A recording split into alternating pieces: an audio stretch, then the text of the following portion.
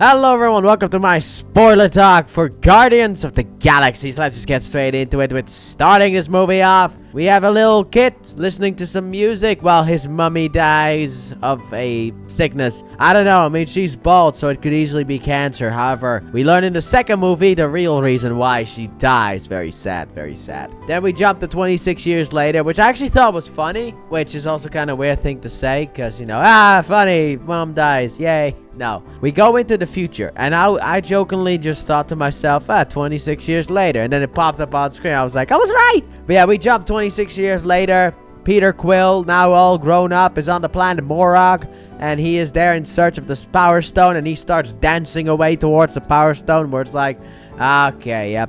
We have serious moments in this movie, but we also have funny moments. We will have both. But I really like that scene. Chris Pratt really acts. He really seems to be having a lot of fun making this movie. But basically, he is there for a orb, which contains the Power Stone, which we'll find out later. But I'll just call it the Power Stone for now, because calling it the orb. You know what? Actually doesn't sound too bad. Well, I've already committed to Power Stone in my notes, so I'm gonna go Power Stone. So he's there for the Power Stone. He gets it, turns around, and there we have Korath the Pursuer, as he's called, apparently. Korath is there, and then we get the famous trailer scene where it's like, you may know me by a different name, Star-Lord. Who? Star-Lord, man. Yeah, we get that scene. Anyway, Star-Lord takes the Power Stone back from Korath, and then escapes, goes to his ship, uses basically a magnet that attracts, like, I don't know, their armor or their guns or whatever, and just, like, puts them down on the ground, while Peter Quill gets into the ship and flies off. And he is off. He did it. And then we have a random woman whose name is Barit. He forgot about her. So, yeah, okay. He is a playboy even in space, Peter Quill. Even in space, this man finds time to be playboy. However, he gets a call, so Barit answers the call, and Peter's like, no, wait, don't. Hey, Yondu, what's up? And Yondu's like, I'm here on Morag. Sorry, wrong planet. I'm here on Morag. Where are you? And he's like, yeah, I'm gone, by the way. I betrayed you. Bye. Yondu ain't happy about that, so he's just like, put a bounty on it. 40,000 on his head. Alive. And then one of the crew members like, alive? What? Why? I mean, if I were Yondu, I would be like, who are you? I mean, Yondu basically is like, who are you to question me? But also, like, he could just say, because I want to kill him myself. I don't want a corpse. I want him alive so I can do the deed myself. Meanwhile, on the Dark Aster, we have a naked Ronan getting, I don't know, painted and clothed. And then Ronan the Accuser just kills the Xandarian because, I don't know, war between the Xandarian and the Krees, I guess. Yay. And then Ronan basically goes to Thanos, and he promises Thanos the Power Stone. And in return, Thanos will destroy Xandar, which is actually kind of funny, because that's what he does in Infinity War. If I remember correctly, he destroys Xandar in order to get that stupid Power Stone. So, they get a location on where this mysterious Star-Lord is gonna go. So, Ronan is like, alright, Nebula, you go. And then Gamora's like, I should go. I have more knowledge. I should go. It's like, alright, you go. Nebula ain't happy about that one, but let's be honest here. Nebula and Gamora's backstory is very deep. We will not go into that one in this movie, but their backstory is very deep. I actually forgot when we go into it. It's either Infinity War or like the sequel. Meanwhile, on Xandar, we have Rocket Raccoon checking people out. We say Stan Lee, RIP the legend. Meanwhile, Groot is drinking from a fountain, and he's not supposed to do that, but he does it anyway. What a rebel. And we have Peter Quill going over to the broker, not the power broker, different type of broker, in order to sell it off. But when he mentions Ronan the Accuser, the broker is like, alright, deal's done. No, not dealing with this stuff, okay? There's too much heat on this. I don't want it anymore. I don't want to be on the bad side of Ronan the Accuser. He's a bad man. So, Gamora is outside, and she's sucking on, I don't even know what. Some kind of fruit, I guess? I literally have no idea. And then Peter introduces himself because he cannot let go of an attractive woman. And then she attacks him, gets the Power Stone, runs away. Peter goes after her, while also Rocket and Groot are after Peter because they learned that his bounty is 40,000. So they each go against each other, and I really like this because you have Peter who gets like put in a sack.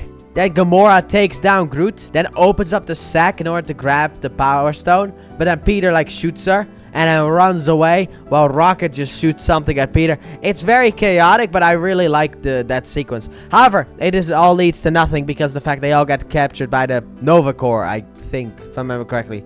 And they get put in prison where, of course, because Peter Quill is a male, we need to get a shirtless scene. One of these days, I swear to you, one of these days, we're gonna get a shirtless scene of a woman in one of these movies. Because I find it very sexist that it's always the men who have to do the shirtless scenes, but never the women. Justice for women shirtless scenes. But they get scanned into the system. You have Peter Quill who's doing like a middle finger to the guy. It's like, oh, I didn't know how this machine worked. Showing what time period he came from.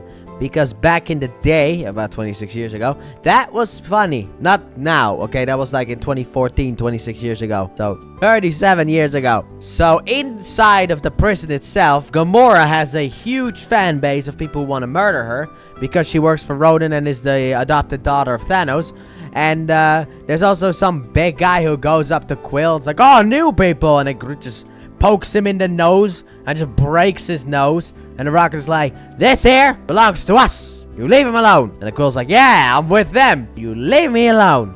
Also, Quill went into one room in order to fight some guy because he was using his power walker, I think it's called, but his music. I don't remember English names, okay? Meanwhile, at night, we have a couple of guys who are going to kill Gamora until Drax shows up. Also, Quill follows them, but Drax shows up and wants to kill her until Peter Quill kind of intervenes. And it's like, basically what he needs to say to Drax is like, how about you use her as bait in order to lure Ronan to your location, and then you can kill Ronan. But he does this finger on the neck thing. And because, you know, Drax is Drax, why would I put my finger on his neck? Look, Drax is the funniest character in this movie. Easily. But basically, Quill gets him to agree that killing Gamora isn't such a good idea. Maybe we should use her as bait. So, afterwards, Gamora basically is like, look, I don't work for Thanos or Ronan. I wanted to betray them, and I had a buyer ready for the Power Stone. And Rocket is, and then, you know, because Rocket still wants to give Peter Quill over to the Ravagers. Peter's like, how much would this buyer be willing to pay for the orb? And Gamora's like, about 4 billion. So that would be 1 billion each after Groot also becomes awake for the money. So it's perfect. Now, that's a lot more. A billion is a lot more than 40,000.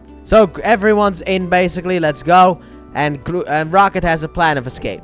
Meanwhile, at Ronan, Ronan goes over to Thanos and talks to Thanos in a very rude way. And the other from the Avengers movie returns in this movie as well and yells at Ronan as well. So Ronan breaks his neck and kills him. So it's like, alright, he's gone. That explains why I didn't see him in, like, I don't remember him appearing in Infinity War and Endgame. Yet he was prominent in the Avengers. I forgot that he got killed by Ronan, but that's because Ronan is very forgettable. Sadly enough. Such a cool design, could have been something, but oh well, sometimes sacrifices have to be made. But anyway, he continues to be very rude to Thanos until Thanos is done with it. And he's like, you know, your politics bore me. Get me the stone. Get me Gamora, my favorite daughter, with Nebula sitting right there. She's like, thanks, Dad. But get me the stone. Get me Gamora, and I'll destroy Xandar for you. But deal's a deal. Simple as that. But also, that speech that he has, that like when he talks to Ronan, he is more threatening than Kang was in any of these movies. Any of the multiverse saga. He was more threatening than Kang. Come on, dude. So, Rocket now, back to prison. Rocket now has a plan of escape. So, we need to get an arm thing that the guards have. Some of the guards have. So, Gamora's gonna get that one. Rocket also needs that prosthetic leg. And while watching this again, I noticed that that Rocket voice cracks a bit. He starts to laugh a bit when he says that he needs the leg, but immediately like recomposes himself. I need that guy's leg, and then like for you know, purposes or reasons. But it's like he has a little bit of a laugh in there, and I like that they added that in because it's like on a repeat viewing you can see that that's just bull. Like, he doesn't need that leg at all. But anyway, Peter Quill's gonna go for that one. And also, we need one of the batteries. The problem is, the battery is in the middle of the prison, where everyone can see it. And the moment that the battery gets pulled out, an alarm will go off, and basically the whole thing will go on lockdown kind of thing. And guards and robots with guns will show up. So, Groot goes over there and picks the battery while he's explaining that stuff. And then Groot turns around, does like, puts his hand with the battery towards Rocket and has like this like adorable face. It's like, my goodness, this one can be very dangerous, but is also very adorable. But then Groot goes into serious mode because he fights against the guards and the robots and all that stuff.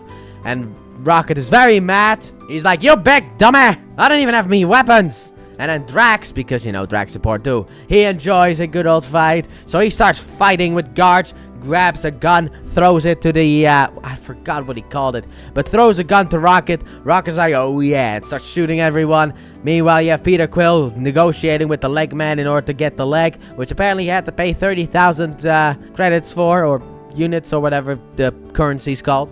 The space currency. And Gamora takes down a couple of guards and then rips a guy's arm off with her leg. Which is like, my goodness, what a leg. Now, you don't actually see that because this is still PG-13. But with the way that she, like, moves down and his, like, she has her leg around his arm. And she's like, I need this. He's like, haha, it's internally wired. And then she pulls her leg down and you hear him scream. Did she just, like, it sounds like she just pulled his arm off with her leg. My goodness.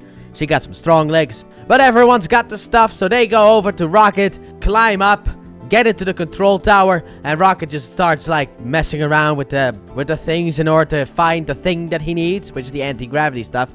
And then outside, you got like these guards with like rocket launchers. They're all aiming for the control tower. And then one shoots, and then another shoots, and then another shoots, and then they're like, everybody fire! 5, 4, 3. And it's like, why didn't you all just shoot at the same time? Why did you start taking turns and then decided to fire all at once? That was the thing that I know. It's like, well, why? Also, this is also where Rocket is like, I don't need the leg. But what did he look like hopping around? So they activate the anti-gravity. Then Rocket controls a couple of those droids in order to fly the thing out of there. They don't really get much further. But then they grab their stuff. And then Peter Quill notices that his Walkman is missing. Or whatever you call that thing.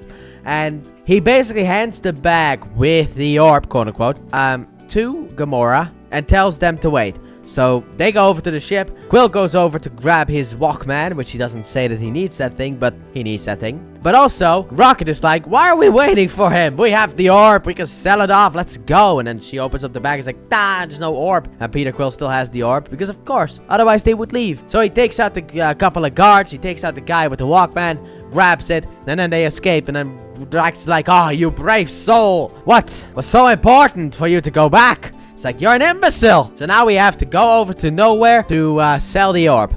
Meanwhile, Ronan cleanses the prison and Yondu visits the broker. So, yeah, their plots are also moving forward. So, the main gang arrives on Nowhere, which is a celestial head, and a place where there are no rules. So they go there. They go to the place where they can sell off the power orb, power stone. However, the person that she's supposed to meet is forcing them to wait. Also, we learn that it is the Collector back from the Thor the Dark World. Which is funny, because at the end of Thor the Dark World, in that scene, it's like, the Collector asked why not keep the Reality Stone on Asgard. And it's like, yeah, but we already have the Tesseract. It's not good to keep 2 Infinity Stones in the same location. Meanwhile, here the Collector is just gonna buy the 2nd Infinity Stone. So keeping them both in the same location. I mean, it doesn't happen, but like, that's still the thing. But anyway, we got like the Collector who has a female slave, and she's like cleaning one of the cages, and he's like, your people do have elbows, do they not? Yes. Then we'll use them, otherwise you'll end up like the last one who failed me. And you see one of her species like tied up. It's like, oh, okay, yeah. Collector's a very nice guy, which is needed for a scene later on. So while they wait, Drax and Rocket get drunk and also bet on animal fighting. And Gamora and Quill have a moment. That moment doesn't last though, because Quill kinda goes in for a smoochum. And yeah, no. Gamora was not having it. And when they get back, Rocket and Drax are fighting. And Rocket breaks down emotionally. He's just like, you all think I'm a vermin. It's like, well, I'm a raccoon, but sure, why not? So he breaks down, and then the woman comes in and is like, I'm here to fetch you for the Collector. So they go over to the Collector. The Collector then basically explains the Infinity Stones to them. And opens up one of the stones. And then the girl the slave girl grabs the stone and dies, obviously. I will no longer be your slave. No, because you'll be dead, and destroys the whole place. Meanwhile, Drax did not go with them to sell the stone. Because what Drax did is he called Ronan to nowhere for some reason. So that's fun. My dog's also asleep under my desk. So because of that, they grab the stone and are like, look, we can't sell it off. We need to get it to nowhere. No. We need to get it to Xandar and hand it over to this Nova Corps. Where it's like, well, but you guys are the most wanted people from... Sure, whatever. But Rocket wants to get rid of it. She wants to give it to the Nova Corps. Peter's like, why don't we sell it? So she gets mad. And then Ronan shows up with his gang. And it's like, Drax, you idiot! So they try to escape while Drax fights against Ronan very badly. Ronan just takes care of him immediately. He's like, Drax is like, yeah, you killed my family. He's like, I don't remember them. And I won't remember killing you either. So has a fight with him. A small fight. While we also have an aerial battle because of the fact that they just steal some pods in order to escape. However, these pods, or ships, I guess, I don't know what you want to call them, they don't have weapons. However, they will build to withstand anything. So they hit the enemies with their own pods, which I thought was fun. Well, at one point, Quill just like breaks open the roof of one of the enemy ships and then like uses the claws in order to control the enemy ship from his own ship, which I thought was funny. However, Gamora can't make it back to the ship, so she goes up into space. And these pods were not designed to go into space. And then, you know, Nebula blows her up. So she goes flying out of the pod. And I was like, so who has the Power Stone at this point? Because you almost blew up the Power Stone, potentially. Because I kind of forgot what happened here during this, well, to the Power Stone. I remember everything else, just the Power Stone is kind of weird. But then Peter gets out of his pod in order to save Gamora. And then also before he does it, he's like, Yondu, this is my location. Come and get me. And then points his butt towards the speaker and just starts slapping it. And then jumps out to save Gamora. Puts like his helmet thing on her so that she can breathe. And then while he's about to die, Yondu picks him up. And there you go. They're captured. We have Rocket who goes back and is like, oh, look, man. Groot, we need to get out of here, okay? We'll go to the farthest point in the galaxy. And hope that we'll be able to live our lives before Ronan destroys us. And then Groot is like, no. Well, he's like, I am Groot. But he says, no, they are our friends. So Groot and Drax also is like, I'm sorry for my foolishness. And he basically gets berated. And he learns that, you know, having revenge is not always good. He basically learns the lesson that it took Kratos like 6 games to learn. So Drax, Rocket, and Groot eventually agreed to save Quill and Gamora. And meanwhile, on the bad guy's side, now that Ronan has the Power Stone, all he has to do is deliver that to Thanos. But instead, he grabs the Power Stone, almost dies, and puts it into his hammer, betrays Thanos, and is like, I will cleanse the whole galaxy, and then I'll kill you, Thanos. And from what I saw in Avengers Infinity War, he wouldn't even have a chance, dude. Like, Thanos went hand-to-hand combat with the Hulk and bested him like he was nothing. And after that, they ruined the Hulk completely. But that was a Marvel thing, which I still hate to this day. So even if he got to fight Thanos, Ronan still wouldn't have won. Thanos would have, like, disarmed him and killed him with his own hammer. Simple as that.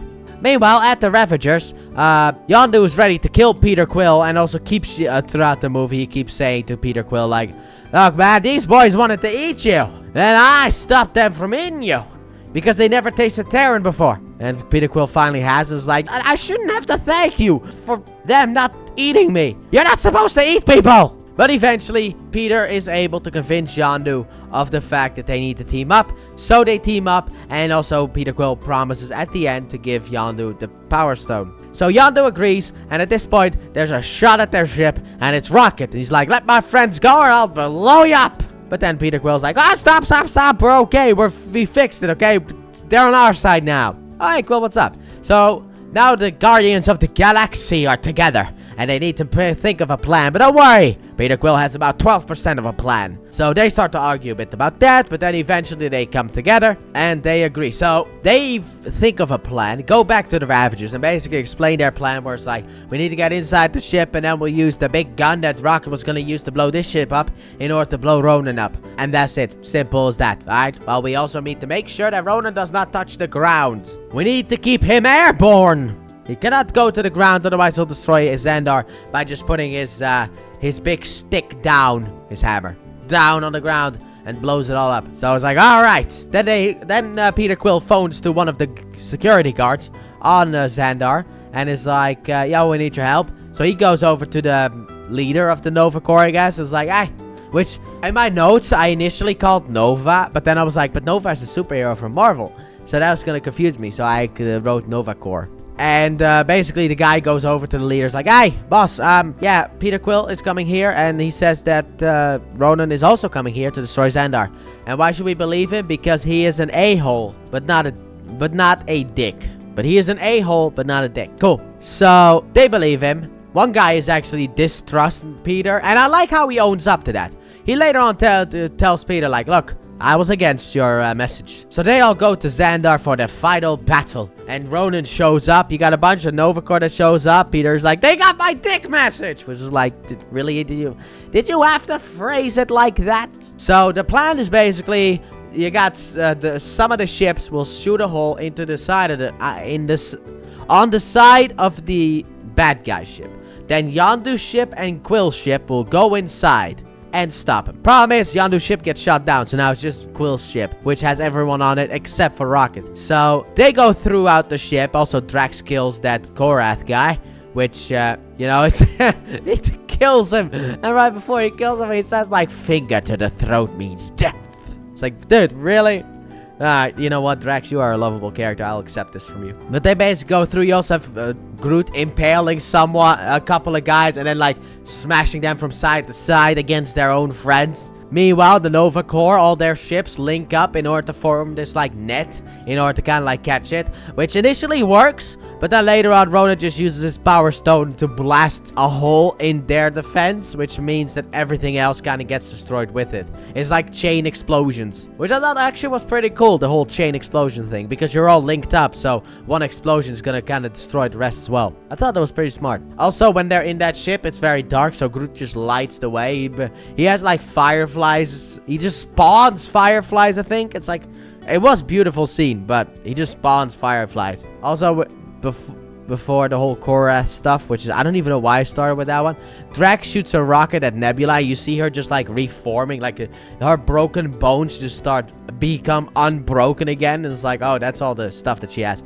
But anyway, Gamora needs to open up the door to Ronan. However, she also has to fight Nebula. So she beats Nebula, opens up the door, tries to save Nebula. Nebula cuts off her own hand and falls down, which is like, did you really have to? Whatever. But yeah, she goes down, hijacks one of the ships, which I forgot if it was Nova or Ravager's ship. But anyway, throws the guy out and flies off into space, I guess.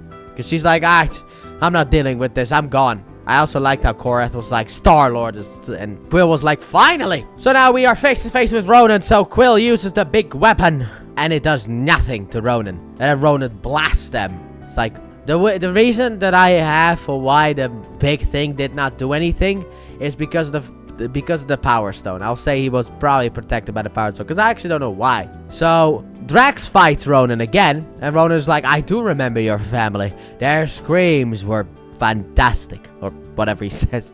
Because also at this point, Rocket comes in and just hits it. We have Peter Quill who saves Groot, which I thought was a nice scene. However, the ship is now about to crash. So Groot forms basically a tree ball around them, which also reminded me of Pokemon Forever, if you've watched that movie with Celebi. But it reminded me of that ball thing. But he forms a ball around them, and basically it's a sad moment because Groot's gonna die. Oh, and by the way, to anyone who says that Groot didn't die, to me he did die. That's what we see in Guardians 2 and onwards. It's Groot's son. He died, okay? But his son was born from that day. So it crashes on the ground. Everyone is just like, you know, like hurt. Ronan walks out and he's ready to put his hammer down because he's sick of it. Also, before this, we had Yondu on the ground, and then you got a bunch of like Ronan's soldiers, and he just uses his arrow to kill everyone. And I thought that sequence was pretty cool. I did not write that down in my notes. I actually forgot to write that down in my notes, but I just thought of it. Anyway, so right before Ronan can put his hammer down, Peter starts to sing and dance. And Ronan's like, what are you doing? Even though, you know, he could still just put his hammer down, but whatever. He's like, what are you doing? He's like, I'm distracting you, you moron. And then Drax shoots the hammer, and it breaks. The Power Stone flies off. Peter grabs it, gets almost destroyed by it. Then he grabs Gamora's hand while thinking about his mom, which is not as weird as it sounds. Drax then grabs his shoulder. You got like Rocket, which I think either grabs Gamora or Drax's leg. Or like finger. No, it was one of their fingers. I think it was Drax. Yeah. So Rocket grabs Drax's finger, and they all get hit by the power of the Power Stone. But they are able to withstand it, and they're like, and Ronan is like, why? And my first thought was like, because they watch Yu-Gi-Oh! The Power of Friendship. Oh, that just reminded me of like Yu-Gi-Oh! For like the longest time until we got Guardians of the Galaxy Volume 2. But actually, it's because of the backstory that Peter Quill will have in Guardians of the Galaxy Volume 2. So, Peter Quill destroys Logan. What? He doesn't destroy Wolverine. He destroys Ronan. And then Gamora puts the Power Stone into an orb, gives it to Peter. Then Yondu's like, alright, kid, hand it over. So he does hand over an orb. And he says, look, Yondu, you saw what that thing can do. Don't open it. So Yondu's like, alright, goes off to a ship. Then we get the reveal that the one who ordered Yondu to kidnap Peter was actually Peter's dad. So that's going to be an interesting thing in the next movie. However, Peter switched it out, which I don't know how he did that, but sure, why not? He switched it out. He still has the Power Stone. They hand it over to the Nova Corps, and then the Nova Corps thanks them and gives them a new ship, and also erases their criminal history. And then it's like, but if you do any more criminal stuff from this point onwards, once again, you will have a criminal record. And then Rocket's like, alright, but what if I take something that someone has, but I want it more than that person? It's like, but that's stealing. So no, but I want it more. And then Drax is like, what if there's a bad guy and I rip out his spine? That's literal murder. No. And then Quill's like, I'll take care of them. And then they head off, the Guardians of the Galaxy. And meanwhile, also, we have Groot, who is starting to form. Baby Groot, who is starting to form. Meanwhile, on Yondu's ship, he opens it up and like a troll's inside the orb. And he just starts to smile. And Quill finally opens the present that he got from his mom, which is the Mixtape Volume 2, aka teasing a sequel. Outside of the fact that everything leading up to Quill's dad has already been teasing a sequel. And then in the post-credits scene, and then during the credits, we have the fact that baby Groot is born. And in the post-credits scene, we see Howard the Duck and the Collector, and the Collector's being licked by Cosmo. And that's the movie. And I loved it. I really did. I love the serious moments that we have with the characters, like Peter Quill's mom dying, Gamora's history with Thanos, because Thanos killed her parents and then tortured her, as she says. Thanos probably has a different story for that, but who cares? That guy's insane. And also Drax with the fact that his family is dead. You got Rocket, who got experimented on, and like I said in the main review, I think I said that in the main review, what was Groot's trauma? He didn't really have anything bad. I mean, they do say that he's like the last of his race or something like that, but I don't know. But yeah, like I said, I loved the movie. I thought the movie was great, and I highly recommend you guys watch it. And the only main issue that I personally would have, if I had to name a downside, it is Ronan the Accuser is not that great of a villain. He works, but it's like, I wish he was a bit better.